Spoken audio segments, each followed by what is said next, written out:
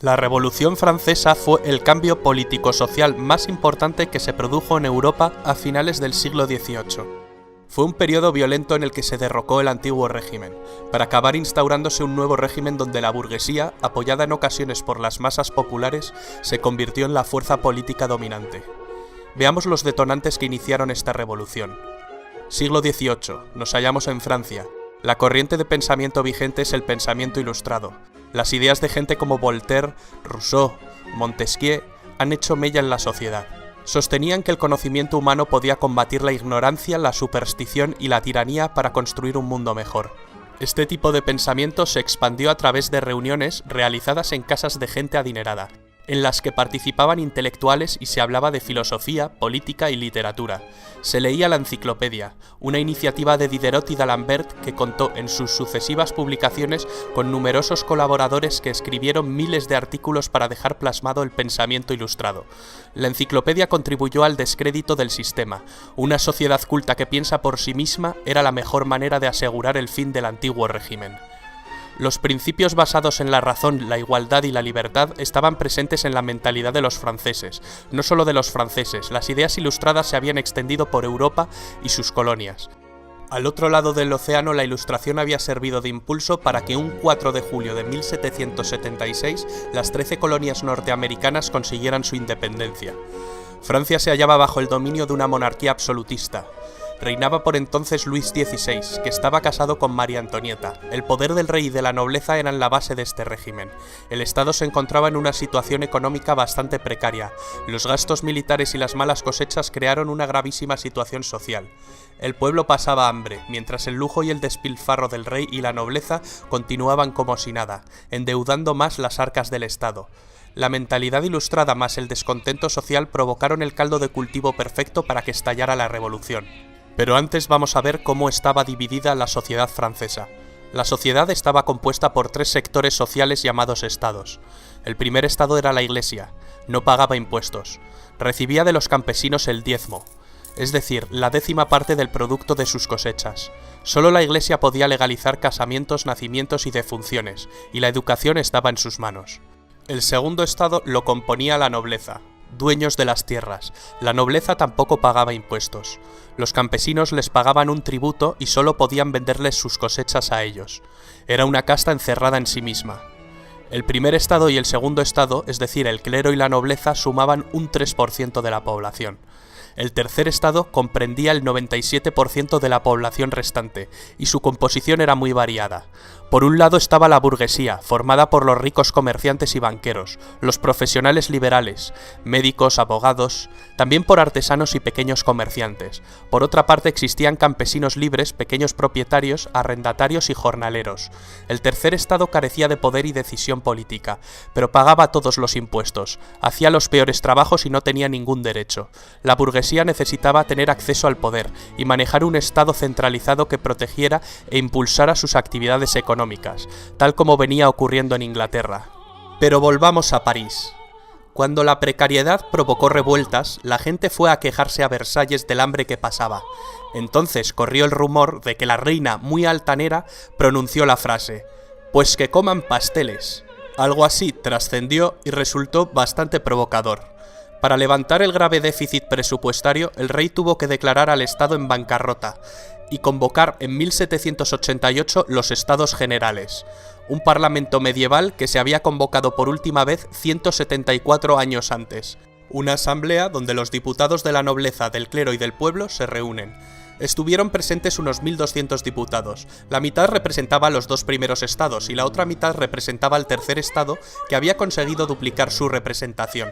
La sesión inaugural fue presidida por el rey Luis XVI.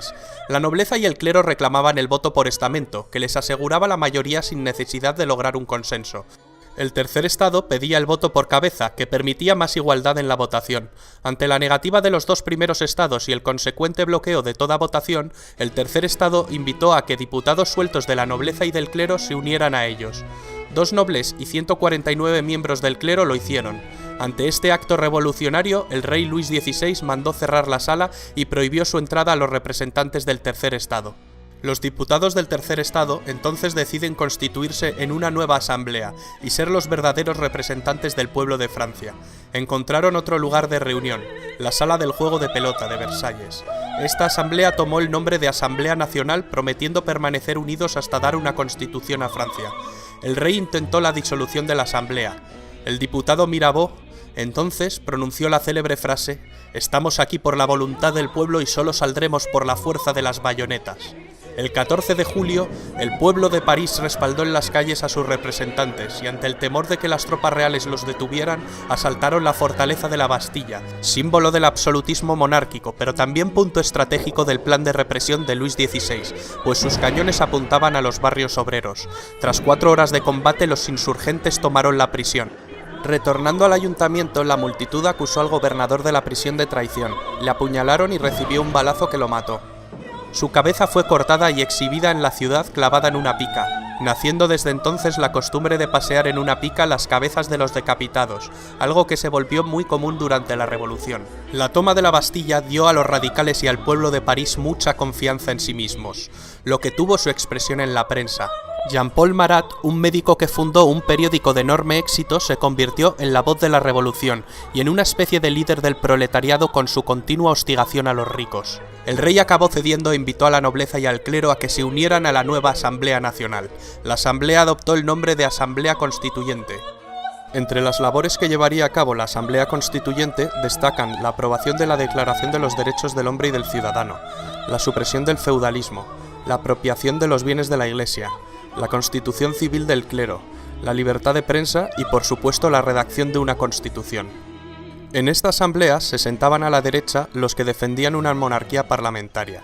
A la izquierda, partidarios de una república, se sentaban los que representaban los intereses de las clases medias y populares. Así nace la definición ideológica del concepto entre ser de derechas o de izquierdas.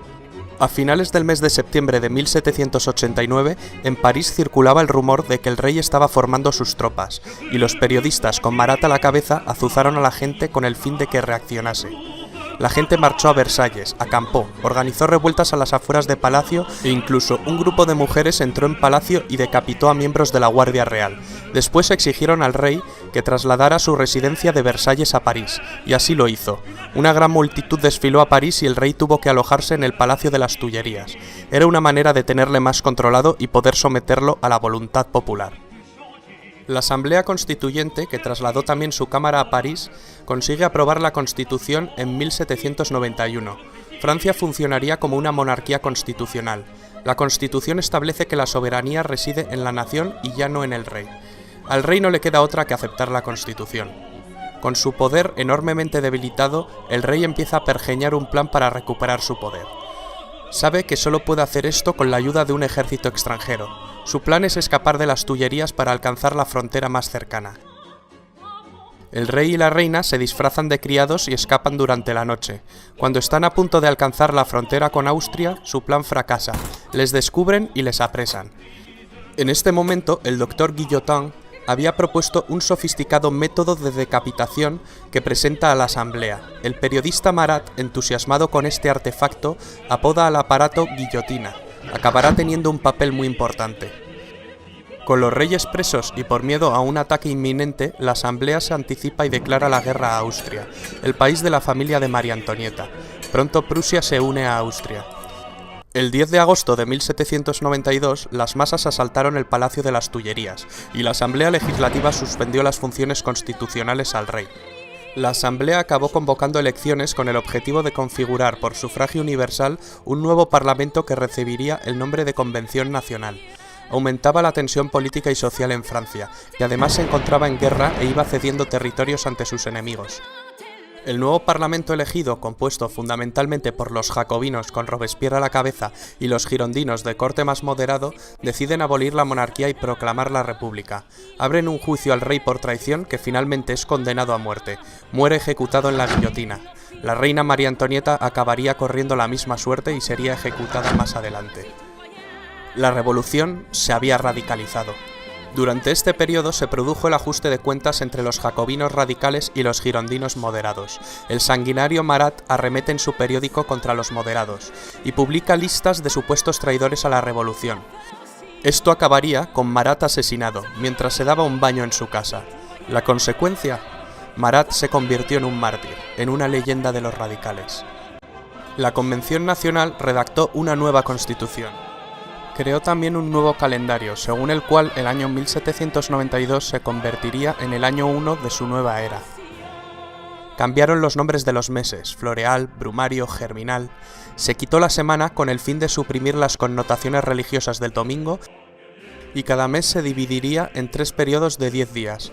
Los grandes oradores Robespierre y Danton son las figuras revolucionarias que cobraron más protagonismo en este momento.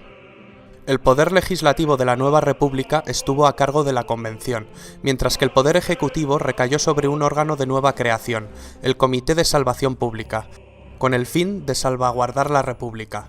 Este órgano cayó bajo el mando del jacobino Robespierre. Los jacobinos desataron lo que se denominó el Reinado del Terror, entre 1793 y 1794, una especie de dictadura jacobina. El experimento republicano francés acabó evolucionando en un régimen terrorista. Entre 10.000 y 40.000 personas fueron guillotinadas ante acusaciones de actividades contrarrevolucionarias. Los inclementes responsables del terror sirvieron mal a los ideales que decían defender. Sacerdotes y miembros de la nobleza fueron guillotinados. Mientras tanto, en la guerra en la frontera, un joven general está comenzando a ganar algunas batallas para la República Francesa. Se llama Napoleón Bonaparte, pero en el interior una rebelión que llegó a convertirse en una verdadera guerra civil enfrentó a los partidarios de la Revolución Francesa y a los contrarrevolucionarios. Se denominó la Guerra de la Vendée. La locura colectiva hizo que los propios líderes revolucionarios corrieran la misma suerte al ser acusados y condenados por celos de sus rivales o por aspirar a una dictadura personal. Robespierre propone más terror como un camino hacia la virtud. Danton, sin embargo, cree que es el momento de acabar con el terror. Consecuencia: guillotinan a Danton. Aumenta el número de ejecuciones. Lo que se conoce como el Gran Terror. La locura de Robespierre solo podía acabar de una manera, con su cabeza cortada en la guillotina. Con la caída de Robespierre acabó el terror, pero no la revolución. Finalmente, en un intento de moderación, en 1795 se promulgó la nueva Constitución del año 3, que había elaborado y aprobado la Convención durante los meses anteriores. Se trataba de una constitución muy diferente a la de 1793, y en esencia volvía a los principios de la Constitución monárquica de 1791. Las dos novedades principales que presentaba era que el poder legislativo estaba compuesto por 2 cámaras, siguiendo el modelo británico, y que el ejecutivo estaba integrado por 5 personas, que formarían el directorio, el nombre con el que acabaría conociéndose al nuevo régimen republicano. El directorio es una fase entre 1795 y 1799 de carácter más moderado. Este periodo está caracterizado por la disensión entre los directores y una grave crisis económica. Napoleón Bonaparte, retornado de su campaña en Egipto, encontró la motivación para dar en 1799 un golpe de estado, el del 18 de Brumario. Se hizo proclamar primer cónsul de la República. Comienza la fase política del consulado. En esta etapa consiguió restablecer el orden interno con gran apoyo del pueblo francés. La economía volvería a crecer. En 1804 vuelve a dar otro golpe de timón mediante un plebiscito y Napoleón se proclama emperador. Para muchos historiadores aquí acabó la revolución, pero el grito de la revolución aún pervive hoy en día en todas partes. Libertad, igualdad y fraternidad. Estas palabras cambiaron la historia de Occidente para siempre.